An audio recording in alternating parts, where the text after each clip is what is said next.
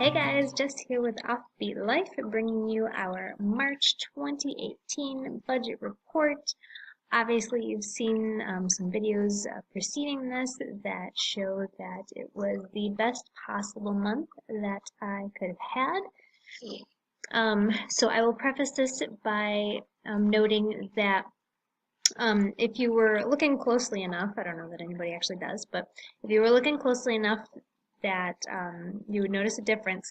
My budget column for March is slightly different from the same column in our March budget preview. And the reason for that is because I posted the preview a couple days before March started, and leading up until March actually started, I had some changes in my merchandising schedule, got some work added, I was able to increase my income, so I adjusted it up until March actually started, and then I didn't make any adjustments from there. What I do actually do, and I'll show you down here, if I don't go too far, is I usually will put my pay dates below my actual budget. So if my expected income is increasing during the month, I don't actually change the budget, but I'll change the numbers here where I'm expecting the income, and then I'll do like a comparison of, from that point, what am I anticipating my income to be, and I'll compare that to the budget, and I'll see like what's the extra or short, if that's ever happened. So that's kind of a small note on how I handle changes in income, since with merchandising it does change a lot depending on if they change the amount of time allotted for work or if I pick up extra work, which is usually the case. So, diving right into income, and March was a 3-check month for both merchandising and for the tax office, so that's what these numbers reflect here. So for RJ's contribution, which was a 2-paycheck month for him, I budgeted him at $338.92. He was right on target, no difference there. For merchandising, I budgeted $1,091.75, managed to bring in $1,599.86. I was $508.11 over budget on my merchandising income. Super thrilled about that. That basically set the tone for the month and what I was able to do. So, at the tax office, I budgeted $1,269.61. I only managed to bring in $1,127.69. I ended up working a few shifts fewer than I had anticipated, but obviously that worked out okay because I made more than enough to make up for it doing merchandising. So I was $141.72 short there. For my side hustle, under the table bookkeeping, I budgeted about $80 because I thought it might be a light month, but I managed to bring in $150. So I was $70 over budget there. And for supplemental, there was a little side thing that I had picked up through MTurk that I believe is finished at this point because I haven't heard from the person since. But I brought in $34 for that. I knew that that's what I was bringing in going into the month, so that didn't change. And then digital reflection is the little digital box that attaches to our modem or router. Modem, it's gotta be the modem. I think it monitors some sort of internet activity, and they pay out $50 quarterly. So that came in March. So I anticipated bringing in $2,864.28, but managed to bring in $3,300.67 in income, which was $436.39 over budget in income, which was awesome for the month. So, in terms of where that all went, the mortgage was the same at $709.60. For gas, I budgeted $125.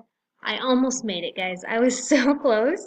And then right at the end of the month, like 2 or 3 days before the end of the month, I picked up some extra work for merchandising that will set me up better for April. But it was like an hour and a half away from home, which is a 3-hour round trip. So before the month was over, I had to throw in an extra tank of gas. Now I should end up getting at least like $20 in mileage reimbursement from that trip, but until then I just threw it into the budget because with all the extra income that I had, it wasn't a problem. So I spent $150. I was $25 over on that. The dog and the cats were fine. They didn't need any food. Gavin had a doctor's bill from, I think, December for an ear infection that he had. So I paid that. That was $30.22. And I budgeted $10 for miscellaneous like usual and kind of blew that out, but I was okay with it, obviously, as you can see from the debt column. So what this $53.41 entailed, started off the month at a good pace, spent $1.76 on some sick food for RJ. He wound up at the beginning of the month picking up a stomach bug, so I picked up some oyster crackers and I think something for nausea. I don't remember. So I picked up a couple things from the store for him. Gavin got $5 for a book. He is on a budget when he brings home book orders. He gets $5 a month. I spent $8.64 unexpectedly because Gav needed a new backpack desperately. His straps were falling off, so that was unexpected. $2.20 on some aluminum foil that we forgot to put in the grocery budget.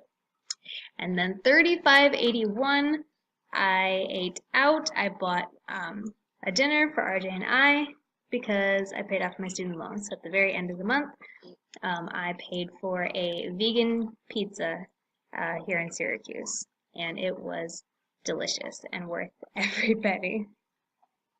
So I was $43.41 over in miscellaneous, but obviously totally worth the celebration at the end of the month, and because I had the extra income again.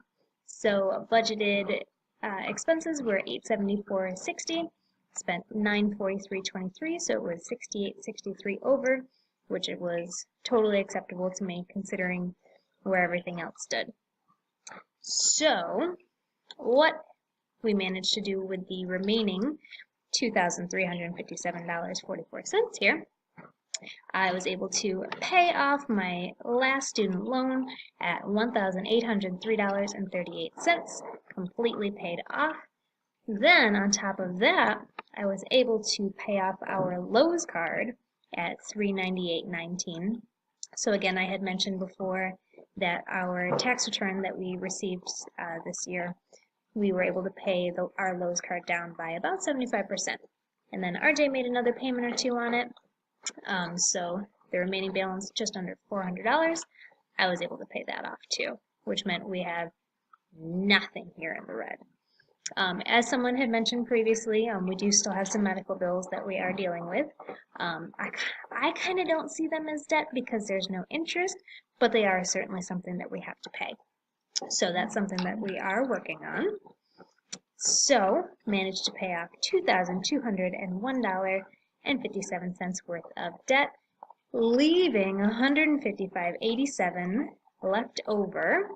And actually, I think that ended up being what happened was I totaled up everything in my account because I always round to the nearest dollar for most payments.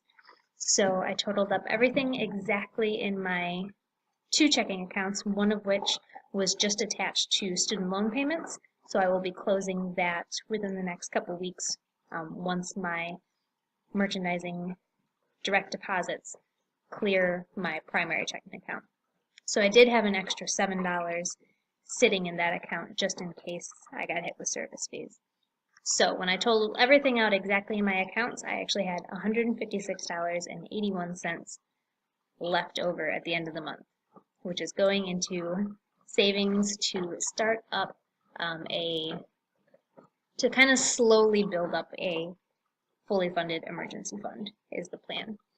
So I don't intend to hit it really, really hard because I'm also going to simultaneously be putting some money on the mortgage, and I will explain in future videos why I want to get started doing that as quickly as I do.